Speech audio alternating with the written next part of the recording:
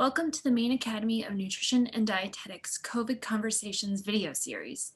In this series, we will speak with dietitians around the state of Maine who practice in a variety of settings, focusing the conversation on how the COVID-19 pandemic has both positively and negatively impacted their work. Today, we are joined with Patsy Katzos, a registered dietitian working in private practice in the greater Portland area. Patsy, do you want to tell us a little bit about the work you do in the field of nutrition and dietetics? Sure. I am a self-employed nutrition consultant. So I have a few different aspects to my work. I see patients face to face at Nutrition Works in Portland. And I also, as an expert in low FODMAP diet and irritable bowel syndrome, do some writing and teaching on that subject. We have been in a pandemic for 12 months now, and we have been asking dietitians around the state how COVID-19 has impacted their work. Can you explain how the pandemic has impacted your work in private practice? Sure. First of all, I'll just say a little bit about our normal work. There are 8 of us dietitians in this practice at Nutrition Works. And in the past, we saw all of our patients face to face. When the pandemic emergency started, we were not able to do that. And we did temporarily close the building, but we kept our practice going by converting to 100% telehealth.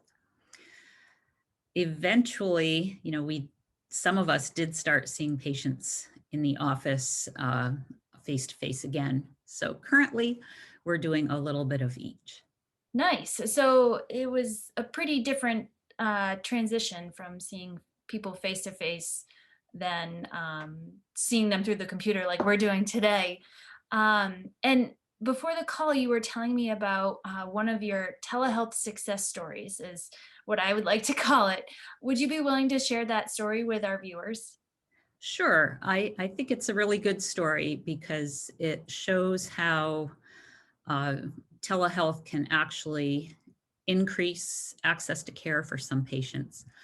I've been working with an 82-year-old gentleman who lives about 3 hours away from our office. And he had earlier in the year post-infectious irritable bowel syndrome. And one of the symptoms that he was struggling with was diarrhea. And I only mention that because that symptom can make it really difficult to, undertake a long journey by car sometimes. He had also lost about 20 pounds, so he really needed some help. Via telehealth, we've been able to meet almost every month since then, and together we've really turned things around. He's been able to stabilize his weight, and he's now eating a much more varied diet than he was when I met him. And this just wouldn't have been possible without telehealth. That's amazing. I think the other point to make is that this gentleman is an older adult. I mean, he's 82. So, gone are the days of thinking older adults can't participate using technology. It's just wonderful to hear something like Yeah. that. Yes. The telehealth world is harder to manage for people that aren't real tech savvy. So some of our patients, really do appreciate being able to see us at the building again. Yeah, I can imagine not only tech savvy, but having access to the internet, which is kind of a big deal here in Maine. So that's, it is a success story in multiple levels for that one patient. So thank you for sharing that. Is there anything else you'd like to share about what you've been through during this pandemic in your work? Well, I think I'd like to carry forward some of the things that have really worked well during these pandemic times. I hope that our patients do have a choice of telehealth versus face-to-face going forward, and that insurance will reimburse for services provided either way.